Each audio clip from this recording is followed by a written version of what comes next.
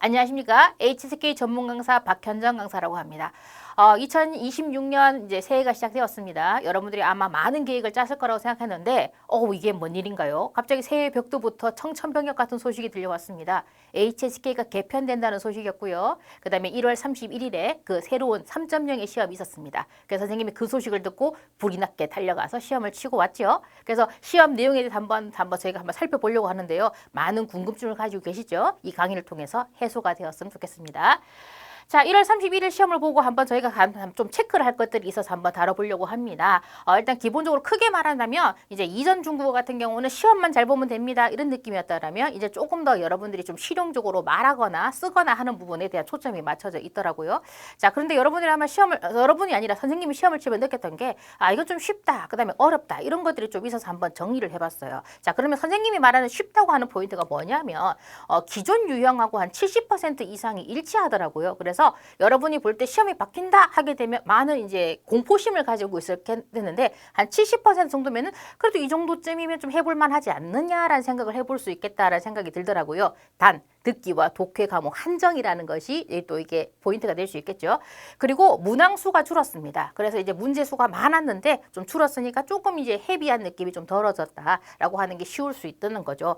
그리고 또 중요한 건 HSK 5급 한정입니다만 기존 시험과 어휘가 큰 차이가 없었습니다.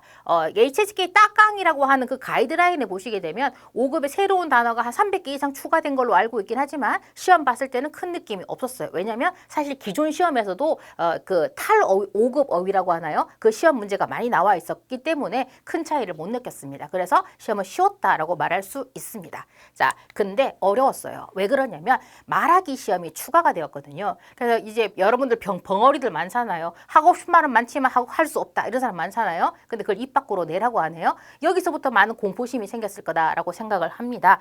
그리고 이제 문항수가 줄었잖아요. 줄었는데 중요한 건 쉬운 거를 쏙 빼먹고 어려운 것만 남겨져 있어서 여러분들이 또 이제 또 심장이 약하신 분들이 있잖아요. 그래서 처음에 약간 워밍업을 좀 필요한데 워밍업 없이 이제 어려운 문항으로 들어간다 싶으니까 아마 좀 어렵다고 느끼신 분도 있지 않나라고 생각이 듭니다. 그리고 장문에서 여러분들이 제일 좋아하는 게 순서 배열이거든요. 그래서 선생님이 그만하라고 해도 맨날 순서 배열만 합니다. 옛날에 그 9 HSK 이제 9가 되겠죠. 100점 만점에 40점밖에 안 되는 그 순수, 그 장문, 그러니까 그 순서 배열이 없어져 버렸어요. 여러분이 최애 파트가 없어지고요. 여러분들이 싫어하는 그 순수한 장문, 정말로 이렇게 여러분들이 글을 써야 되는 장문만 남았다는 것이 여러분들에게 약간 좀 어려운 부분이 될 수 있겠죠. 왜냐하면 점수 파티라고 하는 부분이 사라졌으니까요. 이게 어렵다라고 할 수 있겠습니다. 또 중요한 거 이제 추가로 이제 번외인 게 응시료가 너무 비싸더라고요. 그래서 응시료가 비싸서 생각하는 게 뭐겠습니까? 한 번만에 끝내야겠다. 그러니까 여러분들 그러니까 예전 시험 2번 본 때 들어간 비용이 이번에 그냥 한 번으로 그냥 다 돈이 삭제가 돼 버리더라고요. 그래서 응시료가 비싸니까 이거 좀 이게 경제적으로 어렵다라는 생각이 들기도 하고요. 그다음에 시험 시간이 좀 꽤 길더라고요. 근데 사실은 뒤에 설명드리겠지만 길지 않거든요. 근데 실체적으로는 길다는 느낌이 좀 들어서 심리적으로도 어렵고 육체적으로 좀 어렵다라는 생각이 들더라고요. 그래서 요 안쪽 부분에 이런 부분에는 좀 어려운 부분이 있었다. 쉽다, 어렵다 하는 부분 한번 정리를 해보았습니다. 3.0에 대해서 좀 알려드리면 좋을 것 같아서 한번 정리를 해봤는데요. 자, 보시면 과목은 듣기, 독해, 작문 이게 기존의 시험이었잖아요. 여기서 구술이 추가되었습니다. 자, 그리고 크게 보신다라고 생각했을 때, 자 보시면 뭐 빨간색 체크된 부분은 변화가 있는 파트다라고 생각하시면 되겠습니다. 뭐 구술은 전체다라고 볼 수 있겠죠. 자, 독해는 이 파트가 좀 변화 있었다. 그다음에 작문 같은 경우에는 뭐 아까 순서별 빠지고 싹 있었다고 말씀드렸습니다. 그리고 크게 본다면 아까 전에 선생님이 그 문제수가 줄었다라고 말씀을 드렸잖아요. 그래서 문항수가 듣기는 마이너스 10, 기존에 비교했을 때 독해도 마이너스 10.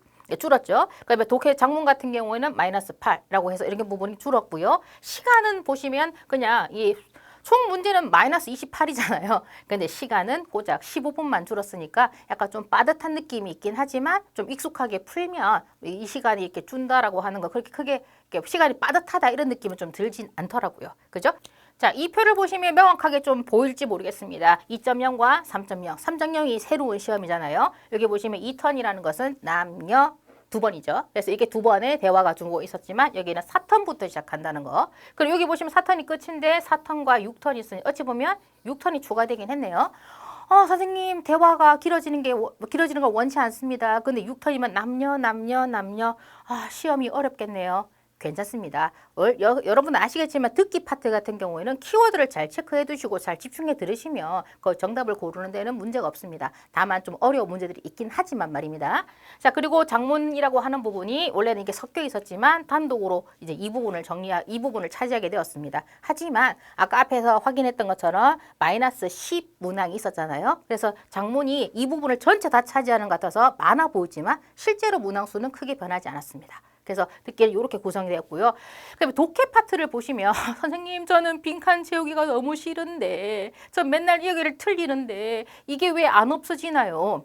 왜 안 없어지겠습니까? 여기가 학생들의 실력을 가장 잘 점검할 수 있는 부분이기도 하기 때문입니다. 그래서 이렇게 문장에 구멍이 뚫려 있죠. 그 빈칸을 적절하게 이제 채우는 문제인데 이 빈칸 채우기도 고정조합을 잘 활용하기도 하고 여러분들이 이렇게 단어를 문장을 잘 읽으면서 보시면 문제 푸는 데는 이렇게 큰 지장이 없고요. 이것도 문항수가 조금 줄었습니다. 자, 그리고 독해 2파트였는데요. 원래는 이제 한 2줄, 3줄 정도의 단문을 읽고 그 내용과 일치하는 문장을 고르는 내용이었는데요. 그 내용이 없어지고요. 단락 순서 배열하게 늘었습니다. 이거는 총 5개가 있고 이렇게 두 문제가 있었는데요. 사실 이 문제는 어렵다면 어렵고 쉽다면 쉬운 부분인데 흐름만 잘 파악해도 풀리는 문제가 있기 때문에 저는 오히려 이 문제는 풀어볼 만하다라고 생각이 듭니다. 그리고 3부분은 지문 읽고 답하기 이거는 변화가 없습니다. 그래서 여기는 요것만 변화가 있는데 이 부분도 그렇게 문제가 어렵진 않다. 됐죠? 그 다음에 쓰기 부분 말씀드렸다시피 배열 장문 없어졌습니다. 슬픈 소식이죠. 그 대신에 그림 장문 여기 원래 그림 장문이 여기 80자가 이렇게 간 거죠. 그런데 80자가 최소 100자로 바뀌어버렸습니다. 자, 그리고 중요한 건 주제 장문이 생겼습니다. 주제 장문이라고 하는 건 어떤 특별한 주제를 제시하겠죠. 어떤 주제가 주어지는 일은 뒤에 문제를 풀면서 한번 설명하겠습니다만 최소 140자를 쓰셔야 됩니다. 그래서 약간 조금 이런 부분이 변화가 있다라고 생각하시면 될 것 같아요. 됐죠? 자, 그래서 여러분 보시면 구술이나 이제 듣기부터 포함해서 문제를 한번 살펴보도록 할 텐데요. 자, 아까도 앞에 말씀드린 것처럼 2턴의 문제가 삭제가 되고 처음부터 남자, 여자가 2번씩 대화를 합니다. 그러니까 2번씩 해서 남자 2번, 여자 2번이면 총 4턴에서 4번을 대화를 하겠죠. 그게 이제 1번부터 10번까지고 이 지문 하나당 문제는 하나가 나옵니다. 예전하고 똑같습니다. 역시 여러분 알다시피 문제 푸실 때는요. 여러 문제도 원래 중요하지만 일단 듣기는 키워드가 중요하죠. 보시면 현장排队 购票 하게 되면 현장에서 줄 서서 표를 한다 이런 표현이 있고요. 自觉接受 안지엔이라고 하는 것은 스스로 뭐겠습니까? 보안검사를 받는다. 自觉 체크해 두시고요. 进行电话预订 하면 전화 예약을 한다. 그 다음에 提前线上체크하고 하면 사전에 미리 온라인으로 예약한다라고 해서 미리 체크해 두고 보시면 문제 푸는 데는 아무런 지장이 없습니다. 이렇게 나왔죠. 国庆节我想去参观国家博物馆要提前买门票吗? 이러면 들렸었죠. 그러면 국경절에 국립박물관을 가려고 하는데 사전에 미리 입장권을 사야 될까요? 라고 나옵니다. 여러분 듣기든 독해는 항상 이런 질문을 잘 따라가셔야 돼요. 그 질문 나오면 질문을 못 알아들었어도 그에 대한 답에 들리는 단어가 정답과 일치하는 경우가 정말 많거든요. 그러면 미리 표를 사야 될까요? 라고 했더니 자, 미리란 표는 안 들리지만 티치엔 들리면 일단 T번. 답이라는 거 아닙니다. T번에 먼저 집중을 하고 보라는 거죠. 그랬더니 부용 그럴 필요가 없습니다. 끝까지 들으세요. 어떤 학생이 부용하는 순간 D 아니야 이렇게 생각을 합니다.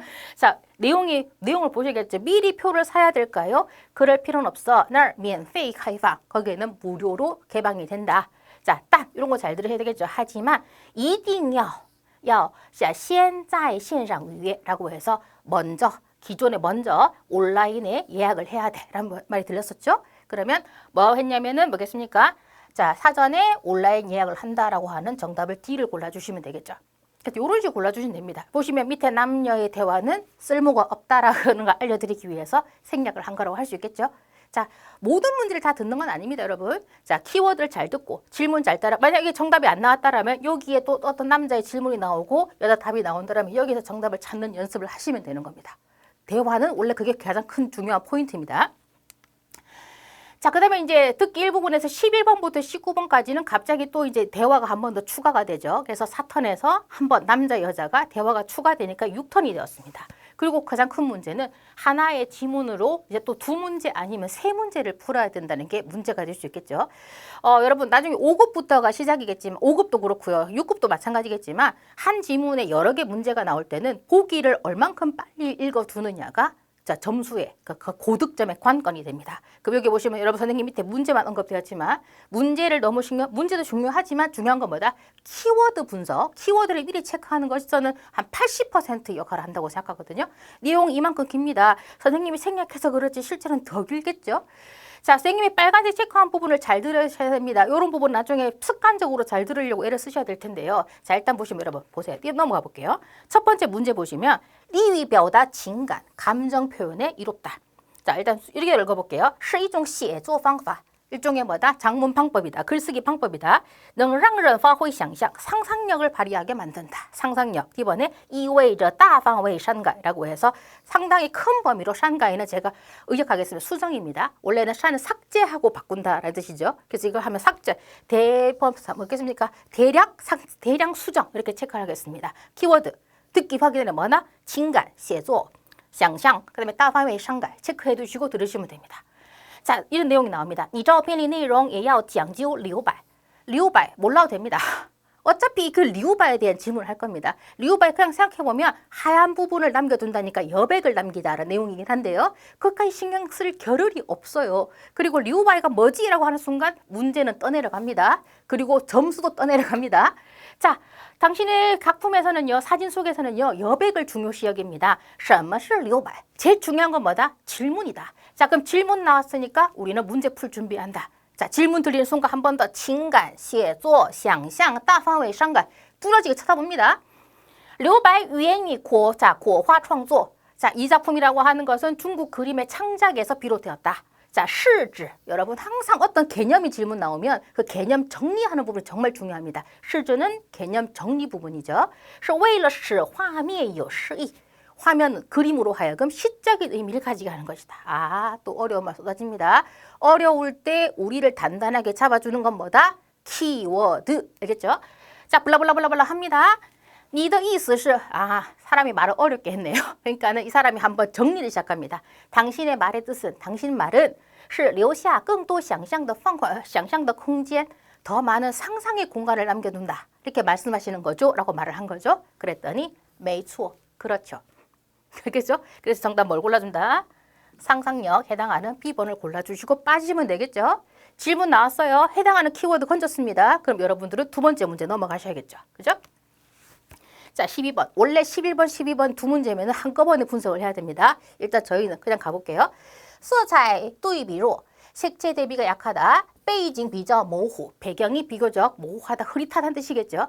일단 느낌상 여러분 한두 개 보다 보면 다 긍정적이거나 다 부정적이거나 일 때가 있어요. 그럼 이게 분명히 뭔가 두 개 읽어보니까 문제점이 있는 거죠. 색깔이 문제다, 배경이 문제다.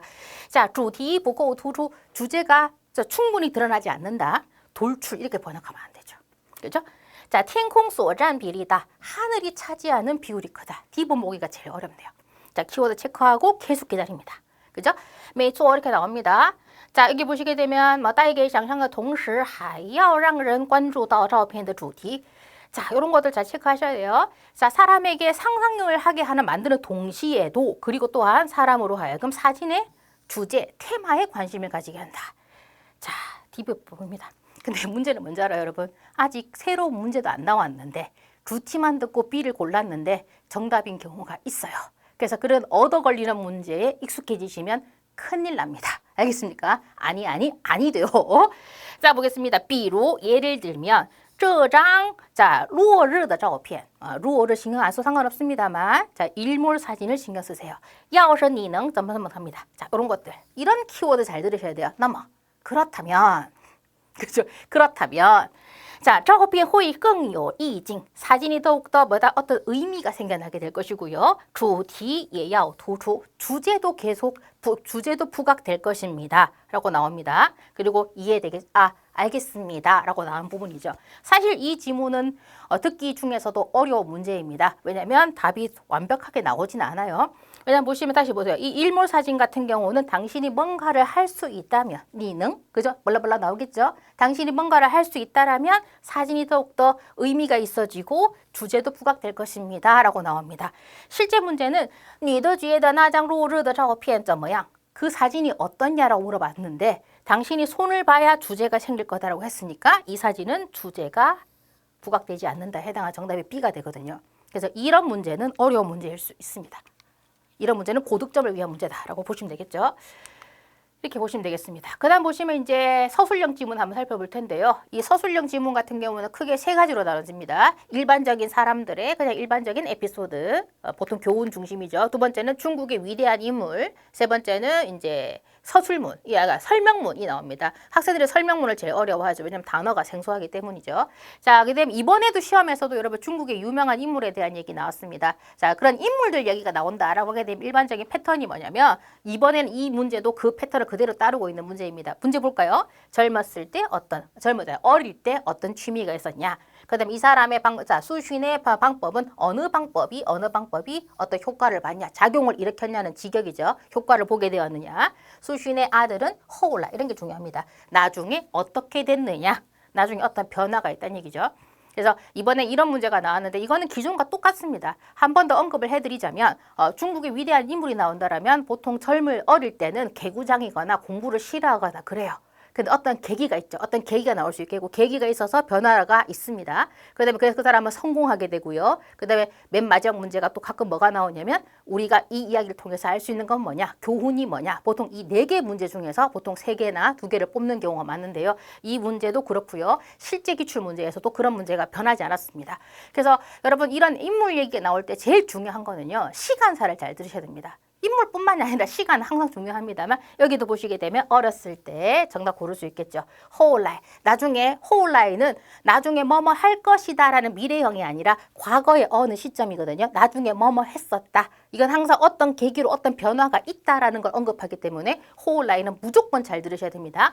호울라이. 나중에 그 사람은 여기 보시게 되면 나옵니다만 나중에 어떤 변화가 있었고 자, 만만더 천천히 서서히란 뜻이죠.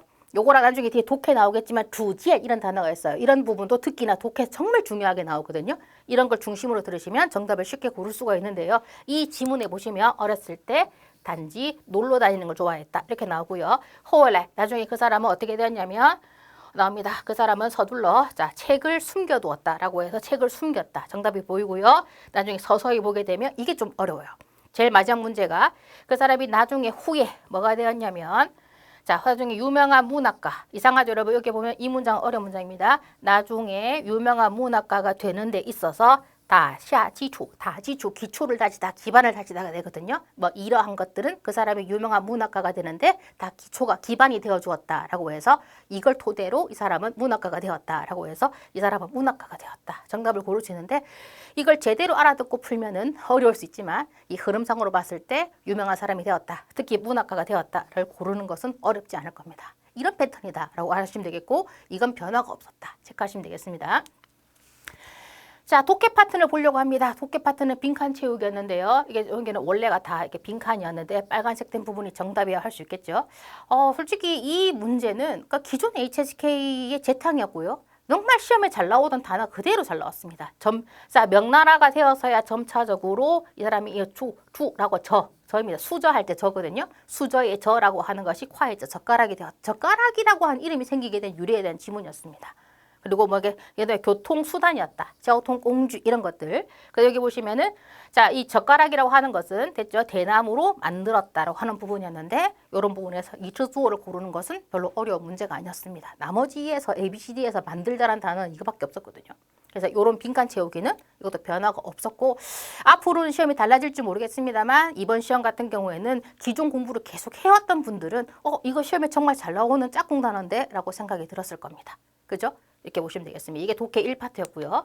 자, 이게 이번에 새롭게 생겨난 유형이거든요. 5개 문장이 있습니다. 문장이라기보다 문단이 될 수 있습니다. 한 2줄쯤 되기도 하더라고요. 이 문단의 순서를 배열을 하는 겁니다. 그래서 여러분들은 아마 이걸 다 하나하나 해석을 해야 되나라는 생각이 들었을 겁니다. 해석이 필요한 지문도 있고요. 해석 없이 그냥 흐름상으로 잘 쉽게 풀 수 있는 문제도 있었습니다.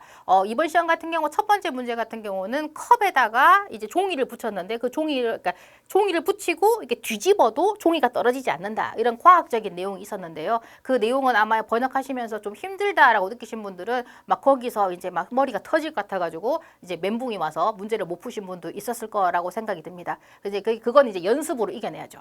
이제 그런 것들이 시험장에 갔을 때 쉽게 잘 번역될 정도로 가야 되겠죠. 그렇지 않고서는 이제 시험을 잘 보면 안 되겠죠. 그리고 두 번째 지문으로 나왔던 건 상당히 패턴이 보이는 지문이었는데요. 이 패턴 보시게 되면 이런 거 나옵니다, 여러분. 뭐 ETN 이런 거 보이면 딱 에피소드예요. 그러던 어느 날 두둥 이렇게 나오거든요. 항상 에피소드의 시작을 알리는 보통 이런 내용입니다. 자, 그럼 보시면 이 시라는 부분이 나올 겁니다. 이 시가 나오고 이 쩌가 나왔다는 것은 그 앞에 뭔가가 시가 언급이 돼야지만 나올 수 있다는 거겠죠. 그리고 왕보 누군지 모르겠어요. 왕땡이. 왕땡이는 중국의 유명한 신. 그렇구나 하고 넘어가시면 됩니다. 근데 여러분들은 또 어떤 학생들은 이게 뭐지? 이게 뭐지? 신경 쓰지 마세요. 건강에 해로워요. 그죠? 이 사람은 유명한 신이다. 아, 이 사람에 대한 이야기구나. 보통 이 사람에 대한 인물이 소개가 나오고 나서 보통 에피소드가 시작될 때가 이텐이 시작이 됩니다. 됐죠? 나중에 뭐 들어가면 끼우면 되겠죠? 일단 이렇게 시작할 겁니다. 이건 체크할게요. 그 사람의 친구가 짱쥐수띠. 자, 보시면 이게 나옵니다. 어떤 땅이겠죠? 신경 쓰지 마세요. 이게 촉이란 촉 지역이라고 하는 곳이긴 한데 몰라 상관없어요. 어디에 가서 어떤 관료가 되려고 합니다. 그의 친구가 등장합니다. 그가 있어야 그의 친구도 있겠죠. 맞습니까? 뭐 뒤도 어딘가에 있으면 헷갈릴 수 있을 겁니다. 자, 보시면 왕발이란 사람은 앞에 내용 나옵니다. 자, 그의 친구를 위해서 하나의 시를 적었습니다. 아, 그 시가 바로 이 시인가 봅니다. 그러면 이가 나와야 D가 나올 수 있겠죠. 맞습니까? 자, D가 나와야 B가 나올 수가 있겠죠. 그 상태에서 이제 D만 잘 넣어주시면 되겠죠. 자, 그럼 보시게 되면 여기 좀 너무 삭제했나요? 왕발이 뭐 친구를 만나러 갔다는 내용이 나왔습니다. 그리고 친구가 언급되고 그의 친구 언급되니까 아마 C, A, D, E, B 이렇게 보통 구성하면 되는 거였거든요. 그래서 이 글은 꼼꼼하게 읽지 않고도 왕발이 있었는데 어느 날 왕발이 친구를 만나러 가요. 그죠? 근데 그의 친구가 어디 지역에 어디 뭐 관료를 하러 가는 거죠. 그래서 왕발이 그의 친구를 위해서 시를 한 수 써요. 그 시의 내용은 이런 내용이었어요. 간단했거든요. 그래서 이런 문제는 뭐 선생님은 한 10초 컷, 10초에서 15초 정도 안에서 간단하게 풀 수 있었거든요. 패턴이 보이는 지문도 있었다. 나중에 연습하실 때 패턴 보이는 건 빨리 풀고 해석이 좀 필요한 것들은 좀 시간을 들이고 저 같은 경우는 한눈에 봐서 패턴이 보이면 그것부터 풀고 그 다음에 어려워 보이는 걸 나중에 풀겠습니다. 왜냐하면 시험에서는 멘탈을 잘 관리하는 게 중요하거든요. 그래서 이런 패턴의 문제가 있었다라고 보시면 되겠습니다.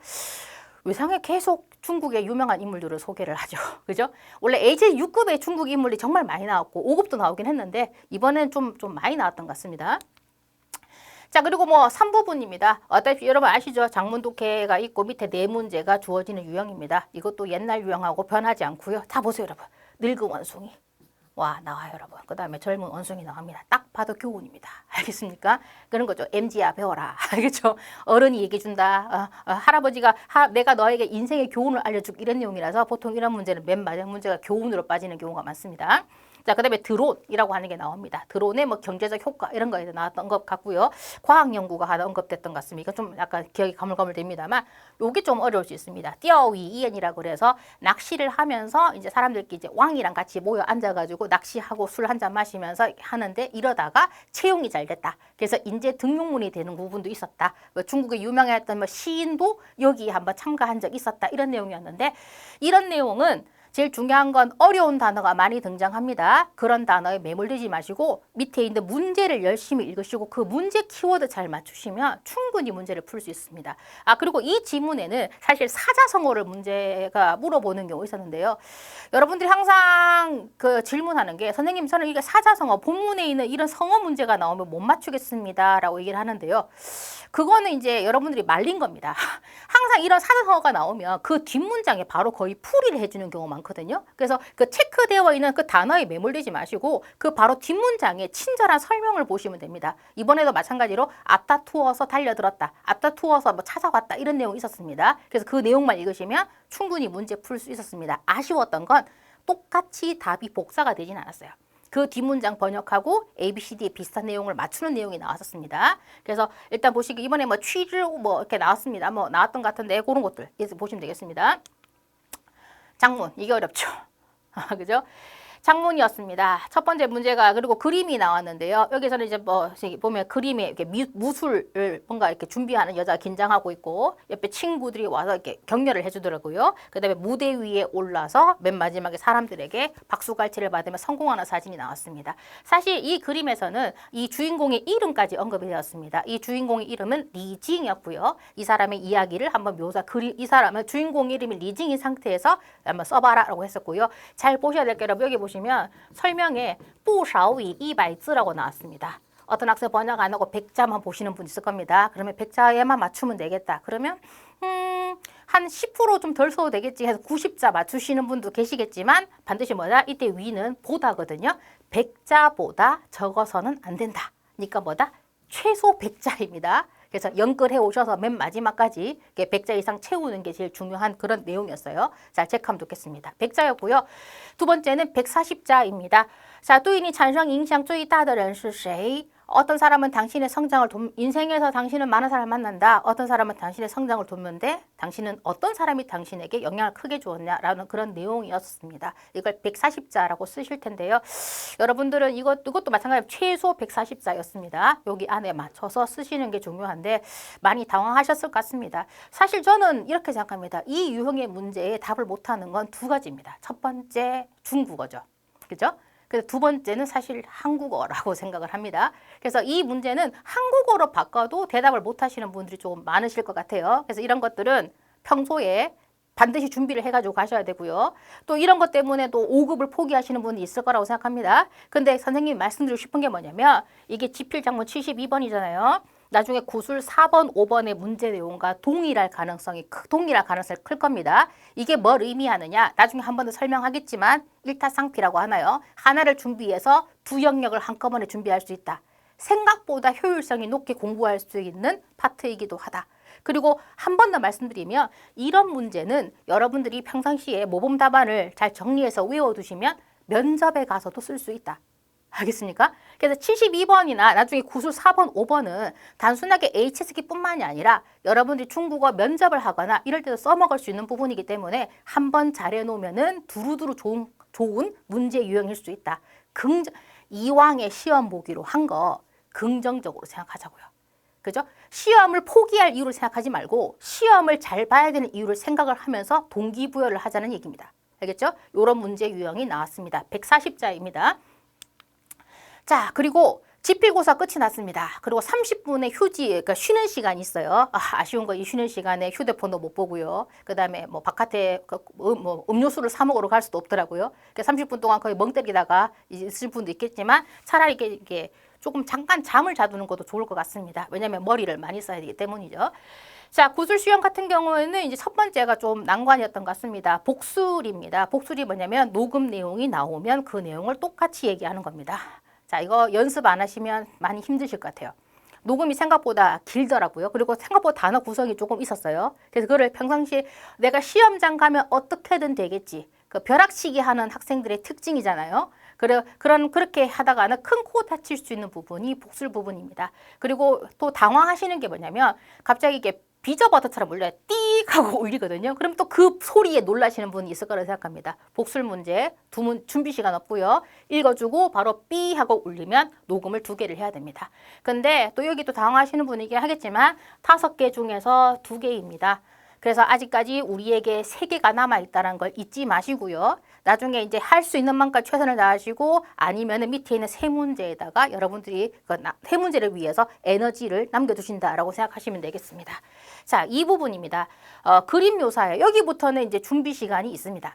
2번하고 나중에 2부분하고 3부분을 다 통합해서 주던가 막 그랬던 것 같습니다. 자, 보시면 그림 묘사를 하는 건데요. 이것도 마찬가지로 이번에는 이렇게 그림 묘사가 있었는데 저는 이제 결혼 예정 부부, 신혼 부부의 임장 성공기라고 했는데요. 사진을 보니까 이제 여기 보면 그냥 상담 받는 것처럼 보이잖아요. 근데 보시게 되면 나중에 이제 집을 보는 사진이 있어가지고 부동산 계약하는 거구나라고 하는 걸 예측할 수 있겠더라고요. 그래서 결혼을 앞둔 부부가 집을 둘러보다가 계약을 체결하고 마지막에 행복한 가정을 꾸리게 되었다. 이렇게 쓰면 될 것 같습니다.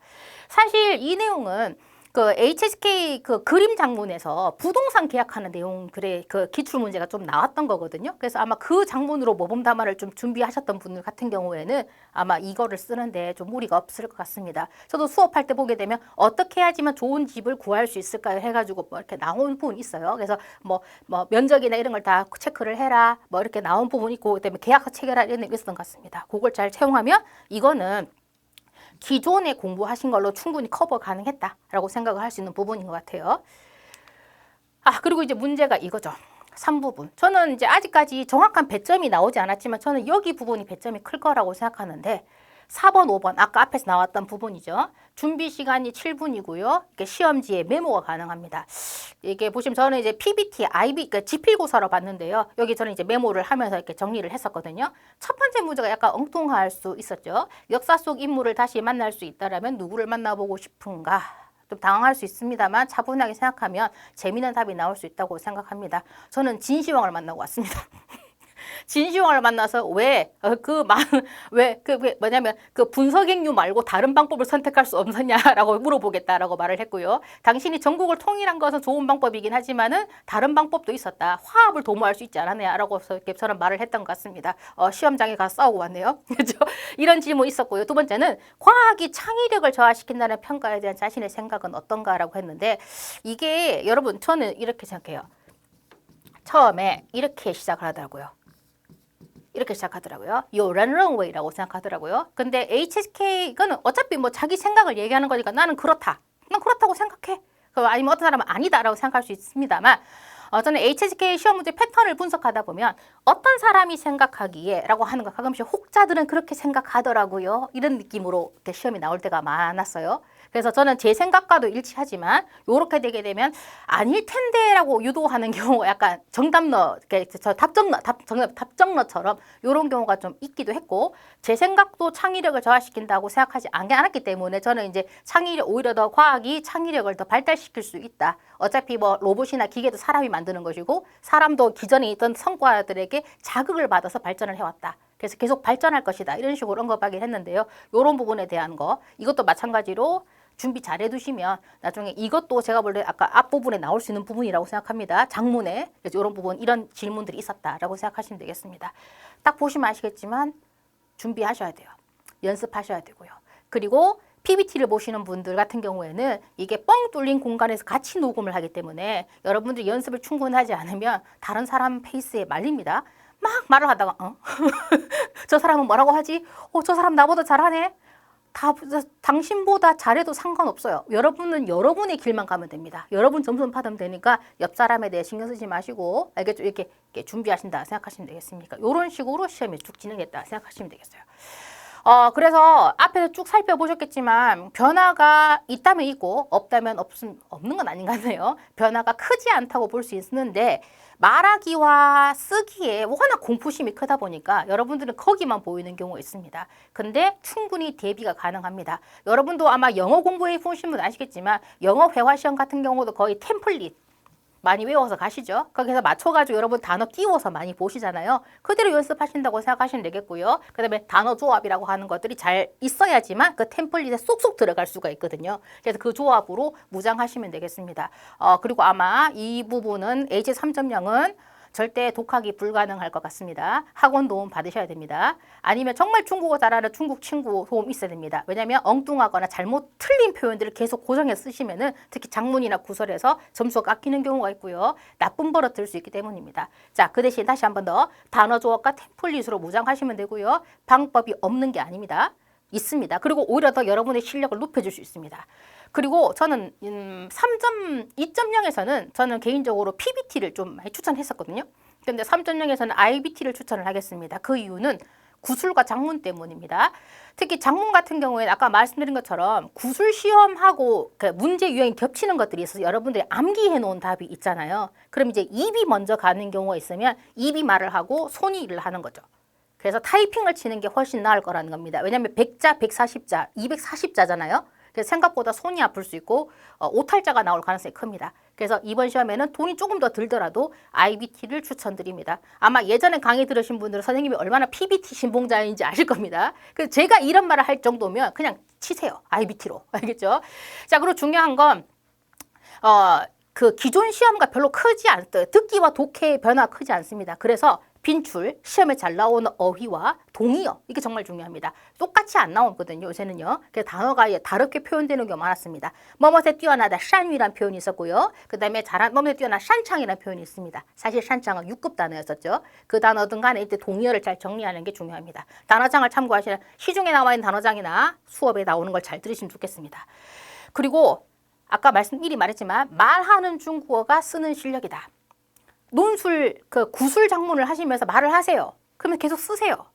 알겠습니까? 휴대폰으로 쓰세요. 알겠습니까? 휴대폰으로 쓰거나 하게 되면 쉽습니다. 그래서 하다 보면 입이 기억하면 말이 기억할 거라, 그러니까 손도 기억할 거라고 생각을 합니다. 여러분들이 보시면 어렸을 때 말을 배우는 것도 노래나 이런 것들에서 입으로 먼저 간 다음에 손으로 쓰는 걸로 갔잖아요. 그걸 그대로 가신다고 생각하면 되겠습니다. 여러분의 실력을 늘려줄, 높여줄 저는 시험이라고 생각을 합니다. 비싸서 그렇지. 그죠? 중요한 건 사람들이 생각합니다. 선생님, 저는 말을 못하고 쓰는 걸 못해가지고 시험을 한 6개월 준비하려고요. 1년 준비하려고요. 아니요. 여러분, 원래 주식도 위기가 기회라고 합니다. 그래서 저점 매수란 말 있잖아요, 여러분. 지금 공포에 사야 됩니다. 지금이 기회라고 생각합니다. 그 이유는 2.0이든 이전 시험이든 새로 시험이 바뀔 때가 제일 쉬웠습니다. 그리고 사실 영향력이 큰 사람 이런 거는 너무나 예측 가능할 어찌 보면 면접에서 가장 기본적으로 보는 그런 문제이기 때문에 예측 가능한 거긴 했거든요. 역사적 인물이 좀 생뚱맞긴 하지만. 그래서 더 거듭될수록 듣기나 독해를 구성하는 어휘가 어려워질 가능성이 큽니다. 그래서 기회를 기다리다가 더 어려워질 바에는 그냥 접수하고 한 달 동안 딴 생각 안 하고 달달달달달달 외우는 게 여러분에게 좋을 수 있다는 겁니다. 그래서 지금 나중에 말이 바뀔 수 있습니다만 지금 7월에부터 정식 시행한다는 말이 있잖아요. 일단 접수하시는 겁니다. 목표로. 그렇지 않으신 분들은 6월까지 2.0으로 빨리 급수를 따시기 바랍니다. 그래서 빨리 전략을 세우셔야 돼요. 알겠습니까? 그래서 요거 잘 체크해 두시면 좋겠다라는 생각이 듭니다. 자, 여기까지 2026년 공략 비법, 그중에 3.0을 중심으로 보았습니다. 그래서 여러분들은 3.0까지 안 가고 급수를 따시면 좋겠지만 그렇지 않으신 분들은 이번 강의를 통해서 3.0에 대한 대비를 잘 해두시면 좋겠고요. 그다음에 마음가짐을 좀 단단하게 좀 잡으셨으면 좋겠다라는 생각이 듭니다. 여러분 수고하셨습니다.